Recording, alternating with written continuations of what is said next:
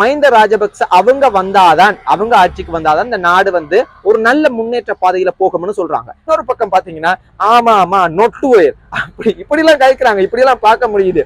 ஆமா அவர் நொட்டுவேர் என்னன்னு பாத்தீங்கன்னா இந்த தேர்தல் காலங்கள்ல நாசா விஞ்ஞானிகளால கூட வந்து கண்டுபிடிக்க முடியாத அரசியல்வாதிகள் எங்க இருக்கிறாங்கன்னு பாத்தீங்கன்னா நம்ம இலங்கை நாட்டுல தான் இருக்கிறாங்க.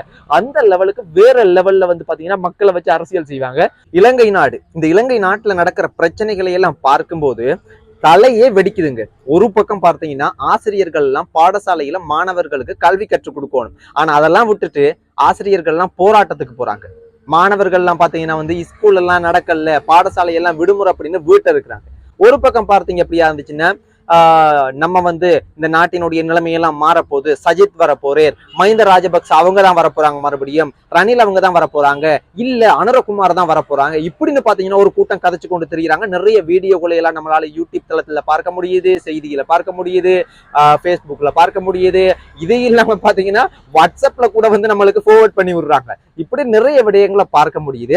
சோ ஒரு கூட்டம் என்ன சொல்றாங்கன்னு பாத்தீங்கன்னா, ஒரு பகுதி மக்கள் என்ன சொல்றாங்கன்னா, இந்த வீடியோகளை எல்லாம் நம்ம நிறைய விஷயங்களை பார்த்து அனலைஸ் பண்ணக்குள்ள நான் புரிஞ்சு கொண்டது, இந்த மஹிந்த ராஜபக்ச அவங்க ஆட்சிக்கு வந்தாதான் இந்த நாடு வந்து ஒரு நல்ல முன்னேற்ற பாதையில போகும்னு சொல்றாங்க. அதுக்கு அவங்க முன்வைக்கிற முக்கியமான காரணம் என்னன்னு பாத்தீங்கன்னா 2 காரணத்தை முன்வைக்கிறாங்க. இது வந்து அதே பழைய கதையை தான் உருட்டிட்டு இருக்கிறாங்க. என்ன கதைன்னு பாத்தீங்கன்னா, ஒண்ணு யுத்தத்தை முடிவுக்கு கொண்டு வந்தாங்க, இதை சொல்றாங்க. இன்னொன்னு பாத்தீங்கன்னா ஒரு நாட்டினுடைய முன்னேற்றத்துக்கு முக்கியம் ஒரு பாதை, ஒரு போக்குவரத்து அப்படின்றது வந்து மிக மிக முக்கியம். அதுக்கு பார்த்தீங்கன்னா இந்த மஹிந்த ராஜபக்ச அவங்க ஆட்சியில் இருக்கும்போதுதான் இதெல்லாம் செஞ்சாங்க. இந்த 2 முக்கியமான காரணத்தை வந்து ஒரு பகுதி மக்கள் வந்து கதைச்சிட்டு இருக்கிறாங்க. அதெல்லாம் நம்மளால நிறைய பார்க்க முடியுது.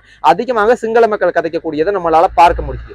இரண்டாவது பார்த்தீங்க அப்படியா இருந்துச்சுன்னா, ஒரு மக்கள் சொல்றாங்க இல்ல இது வந்து சஜித் அவங்க தான் இந்த நாட்டை வந்து ஆட்சி செய்யறதுக்கு சரியான ஒரு நபர், அவரை தவிர வேற யாருமே வந்து நாட்டை வந்து செய்ய முடியாது, அவர் தான் வந்து பாத்தீங்கன்னா சமூர்த்தி இதுகள்லாம் அதிகமாக ஊக்கப்படுத்தி இருக்கிறார். இப்படி வந்து பாத்தீங்கன்னா ஒரு பகுதி மக்கள் வந்து சஜித்துக்கு சொல்றாங்க. அதுக்கு எதிர்ப்பு நிறைய மக்கள் வந்து பாத்தீங்கன்னா வீடியோவில் பார்க்க முடியுது. சமீபத்துல யாழ்ப்பாணத்துக்கு போயிருந்தேன். அப்ப யாழ்ப்பாணத்துக்கு போன சமயத்துல டெஸ்ட் கிரவுண்ட் ஒன்று இருக்குது அப்படின்னு வந்து பாத்தீங்கன்னா அந்த பகுதி மக்களிடம் வந்து கேட்கிறேன். அப்ப அதுக்கு நிறைய அதிர்வலைகள் வந்து இருந்துச்சு. என்னன்னா, அப்ப அந்த அளவு தான் நீங்க நாட்டை நேசிக்கிறீங்களா, அந்த அளவுக்கு தான் நீங்க மக்களினுடைய வாழ்வாதாரம், மக்கள் என்ன மாதிரி எல்லாம் வாழ்றாங்கன்னு தெரிஞ்சு வச்சிருக்கீங்களா, ஒரு டெஸ்ட் கிரவுண்ட் யாழ்ப்பாணத்துல இருக்குதா இல்லையான்னு தெரியாம தான் நீங்க இருக்கிறீங்களா அப்படின்ற மாதிரி பாத்தீங்கன்னா வந்து இந்த மாதிரிக்கு அதிர்வலைகளும் இருக்குது. அதே சமயத்துல பாத்தீங்கன்னா இன்னொன்னு இல்ல அனுரகுமார் அவங்க தான் வந்து பாத்தீங்கன்னா ஒரு புது நபர், இவங்கெல்லாம் யாருமே சரிப்பட்டு வர மாட்டாங்க, ரணிலோ மஹிந்த ராஜபக்ச அவங்களோ இல்லைன்னா இந்த சஜித் அவங்களோ இவங்கெல்லாம் யாரும் சரிப்பட்டு வர மாட்டாங்க, அனுரகுமார் அவங்க தான் புதிய ஒரு நபர், அவரை தான் நாங்க தெரிவு செய்யணும், அவர் தான் இந்த நாட்டை அன்பு செய்யக்கூடிய ஒரு நபர்னு ஒரு பக்கம் சொன்னா, அதுக்கு இன்னொரு எதிர்ப்பக்கம் என்ன சொல்றாங்கன்னு பாத்தீங்கன்னா, இல்ல இந்த ரணில் அவங்க பாத்தீங்கன்னா இதற்கு முதலே வந்து ஆட்சிக்கு வருவதற்கு எவ்வளவோ முயற்சி செஞ்ச சமயத்துல ஆட்சியில் இருந்திருக்கிறார், அது வேற கதை. ஆனா அதற்கு முதலும் நிறைய தடவை அவர் முயற்சி செய்யும் போது இந்த மஹிந்த ராஜபக்ச அவங்க வந்து ஆட்சிக்கு வர்றதுக்கு ஒரு முக்கிய காரணம், அதாவது ரணில் அவங்களை துவக்க வைக்கிறதுக்கு முக்கிய காரணமாக இருந்தவரே இந்த அனுரகுமார் அவங்க தான். இப்பதான் பாத்தீங்கன்னா வந்து இந்த மஹிந்த ராஜபக்ச அவங்கள பத்தி எல்லாம் அவங்களோட ஆட்சியை பத்தி எல்லாம் வந்து கேவலமாக கதைக்கிறாங்க அப்படின்ற மாதிரி இந்த மாதிரிக்கு எல்லாம் பாத்தீங்கன்னா பிரச்சனைகள் போய்கொண்டிருக்கு.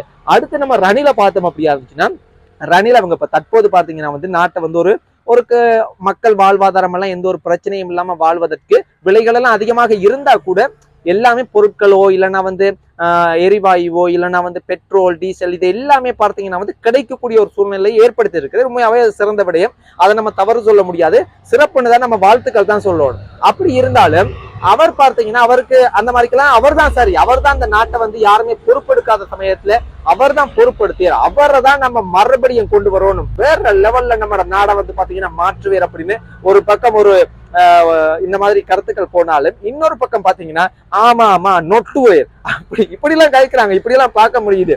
ஆமா அவர் நொட்டுவேர் என்னன்னு பாத்தீங்கன்னா, அவருக்கு என்ன இவர் இந்த முறை தான் ஆட்சிக்கு வந்திருக்கிறார், இதுக்கு முதல் வந்து மைத்ரிபால சிறிசேன இவர் ரணில் அவங்க எல்லாம் சேர்ந்து பண்ணின விளையாட்டுகள் தான் எங்களுக்கு தெரியுமே, இருந்த நாடையும் இன்னும் குட்டிச்சுவராக்குனாங்களே அப்படின்ற மாதிரி எல்லாம் பாத்தீங்கன்னா வந்து இப்படியெல்லாம் எக்கச்சக்கமான விவாதங்கள் போய் கொண்டிருக்கு. இதெல்லாம் பார்க்கும்போது உண்மையாவே நம்மளுக்கெல்லாம் தலை சுத்துது. என்னடா அப்ப யாரதான் நீங்க தெரிவு செய்ய போறீங்க?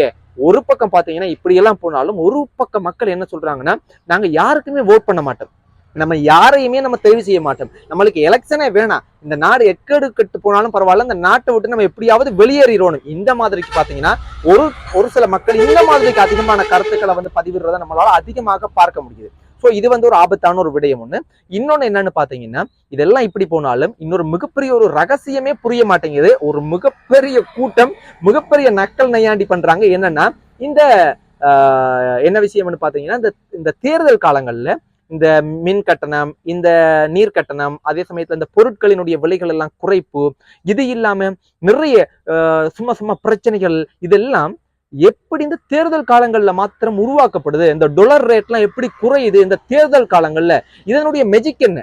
இதனுடைய ரகசியம் என்ன அப்படின்னு பாத்தீங்கன்னா, ஒரு பக்கம் வந்து இந்த மாதிரியான பயங்கரமான காரசாரமான நக்கல் நையாண்டியோட சேர்ந்து ஒரு மெசேஜோட பாத்தீங்கன்னா வந்து இப்படி நிறைய மக்கள் வந்து கதைக்கிறத நம்மளால நேரடியாகவே பார்க்க முடியுது. இந்த மாதிரி எல்லாம் உண்மையாகவே எனக்கும் தெரிய மாட்டேங்குது. இந்த தேர்தல் காலங்கள்ல எப்படி செய்யறாங்க? எப்படி இந்த விலைவாசி எல்லாம் குறையுது? திடீர்னு நீர் கட்டணத்தை குறைக்கிறாங்க, மின் கட்டணத்தை குறைக்கிறாங்க, டொலர் ரேட் குறையுது, நாடு முன்னேற்ற பாதையில போகுதுன்றாங்க, இப்படி ஒவ்வொருத்தரை சாடுறாங்க. இதெல்லாம் எப்படி நடக்குது அப்படின்றது உண்மையா தெரிய மாட்டேங்குது. இது மக்கள் மேல திணிக்கப்படுற, மக்களுக்கு காட்டப்படுற ஒரு பொய்யான பிம்பமா, இல்லைன்னா நாடு உண்மையாவே முன்னேற்ற பாதையில தான் போகுதா என்ன அப்படின்றது பார்த்தீங்கன்னா, இந்த தேர்தல் காலங்கள்ல நாசா விஞ்ஞானிகளால கூட வந்து கண்டுபிடிக்க முடியாத அரசியல்வாதிகள் எங்க இருக்கிறாங்கன்னு பாத்தீங்கன்னா நம்ம இலங்கை நாட்டுல தான் இருக்கிறாங்க. அந்த லெவலுக்கு வேற லெவல்ல வந்து பாத்தீங்கன்னா மக்களை வச்சு அரசியல் செய்வாங்க. சோ உண்மையாவே நம்மட நாடு மிகப்பெரிய ஒரு சொர்க்கமான ஒரு சொர்க்க பூமி தான் நம்மட நாடு. ஆனா ஒரு மோசமான அரசியல் நடக்கிறதுனால மக்களினுடைய வாழ்வாதாரமும் பாதிக்கப்படுது. இந்த நாடு இனிமே வரப்போற சந்ததியினருக்கு வாழக்கூடிய சூழ்நிலை இருக்குமா அப்படின்ற மிகப்பெரிய ஒரு கேள்விக்குறியும் ஏற்படுது. இந்த வீடியோவை பார்க்கிற நீங்க உண்மையாகவே இந்த எலெக்ஷன் அப்படின்றது உண்மையாகவே நடக்குமா? நடந்தா யாரை தெரிவு செய்யணும்னு நினைக்கிறீங்க? அதே சமயத்துல இந்த நாட்டை அன்பு செய்யக்கூடிய ஏதாவது ஒரு அரசியல்வாதி இலங்கை நாட்டுல இருக்கிறாங்களா? இல்லைன்னா புதிதாக ஒரு நபர் ஒன்று வரணுமா? இல்லைன்னா இதுக்கெல்லாம் சந்தர்ப்பமே இல்லையா? இது சம்பந்தப்பட்ட உங்களினுடைய கருத்துக்களை நீங்க பகிர்ந்து கொள்ளுங்க. இது போல இன்னும் ஒரு காணொலியின் வழியாக சந்திப்போம். நன்றி, வணக்கம்.